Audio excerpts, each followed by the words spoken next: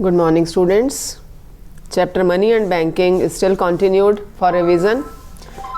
And today I'll tell you some definitions of money. There are many definitions of money. Many of the economists define it in different ways. Some definitions are called legal definitions, some are functional definitions. So, some definitions you have to learn, but you will be given in question by the name, as give the legal definition or functional definition. So legal definition means money that has a legal sanction by the government behind it is called legal tender or legal tender money. कानून की स्वीकृति government के द्वारा जो उसको legal sanction दी गई, legal sanction का means है कि it is passed by the government and nobody can refuse to accept it, that is legal tender money. It is also of two types, limited legal tender and unlimited legal tender. Limited legal tender में coins आते हैं क्योंकि coins भी legal tender money है, but it is acceptable up to a certain limit. We can't force anyone to accept it unlimited. हम change लेने के लिए, coins लेने के लिए किसी को unlimited लेने के लिए हम किसी को force नहीं कर सकते हैं. लेकिन जो unlimited legal tender है, that is currency notes. Currency notes में हम कितने भी अमाउंट पे कर सकते हैं, nobody can refuse. So it is of two types, limited legal tender and unlimited legal tender. And one is non-legal tender. Non-legal tender money वो है जिसको legal acceptance नहीं है. If we accept it from someone, we accept on the trust of that person. अगर हम उनको accept करते हैं तो हम उस पर्टिकुलर पर्सन की गुडविल के अकॉर्डिंग या उसके ट्रस्ट के अकॉर्डिंग हम उसको लेते हैं. For example cheque, drafts, bill of exchange कि अगर कोई व्यक्ति इनको रिफ्यूज़ कर देता है तो हम उसको नहीं दे सकते ज़बरदस्ती. इसमें सिर्फ हम उसके ट्रस्ट पर उसको लेते हैं. Then functional definition, it is defined in terms of its function. It is based on the 4 functions that a medium measure standard store. 4 basic functions money does.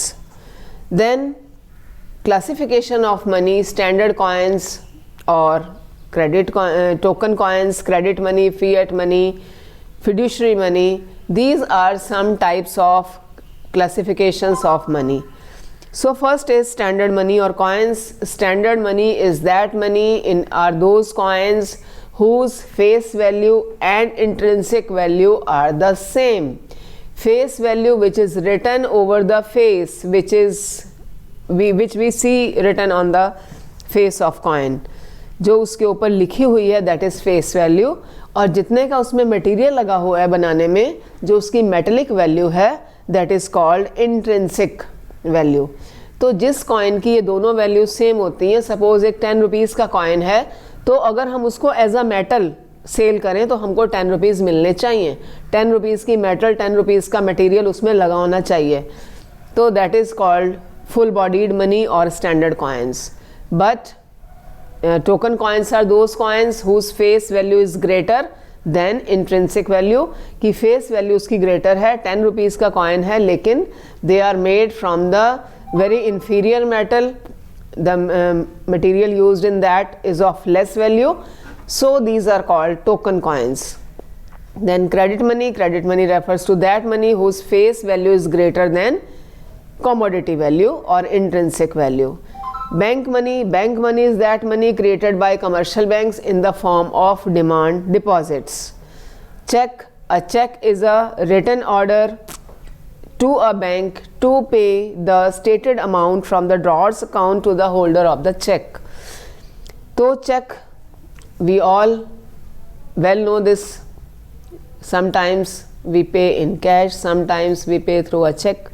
So check एक written order होता है कि suppose हमारा किसी bank में account है और हमने किसी को पेमेंट देनी है, तो हमारा बैंक उस बैंक के नाम चेक लिख देगा कि इस अपने पर्टिकुलर कैंडिडेट को, पर्टिकुलर अपने जो आपका अकाउंट होल्डर है उसको इतनी मनी इस अकाउंट में से निकाल कर दे दी जाए. Then fiat money and fiduciary money.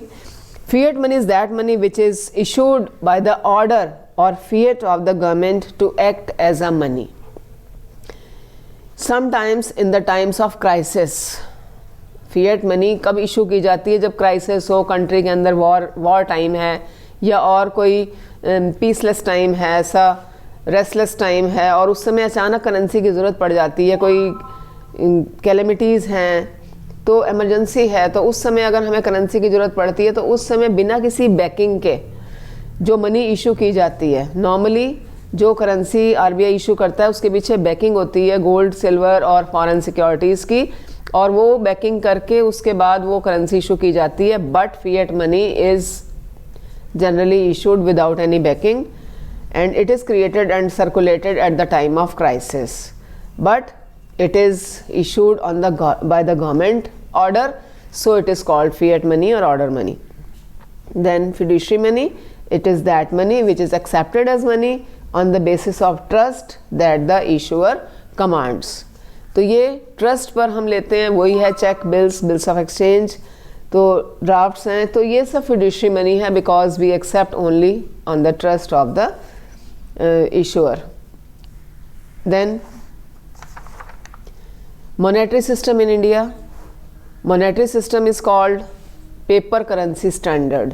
India में जो मॉनेटरी सिस्टम है ये पेपर करेंसी स्टैंडर्ड है, और क्योंकि स्टैंडर्ड मनी जो हमारी पेपर करेंसी है, और monetary system is type of standard money used in the economy. So paper currency standard is also known as managed currency standard because any amount of notes can be issued with the minimum backup of gold. बहुत पुराने समय में ऐसा होता था कि जितनी currency RBI issue करता था उतने ही अमाउंट की सिक्योरिटीज़ रखनी पड़ती थी, लेकिन अब एक मिनिमम रिजर्व सिस्टम बना दिया गया है, and that is of 200 crore, out of which 115 crore is in gold and remaining ₹85 crore is in form of foreign securities, and by this minimum reserve RBI can issue any amount of currency. And RBI issue all paper notes except ₹1 note and coins. RBI has the sole monopoly to issue currency notes in India from ₹2 and above, and ₹1 note and coins are issued by the Financial Department, Ministry of Finance. For note issue, India follows the minimum reserve system, according to which central bank keeps a minimum reserve of gold and foreign securities, and it can issue unlimited currency. So students, that's all for today. Thank you.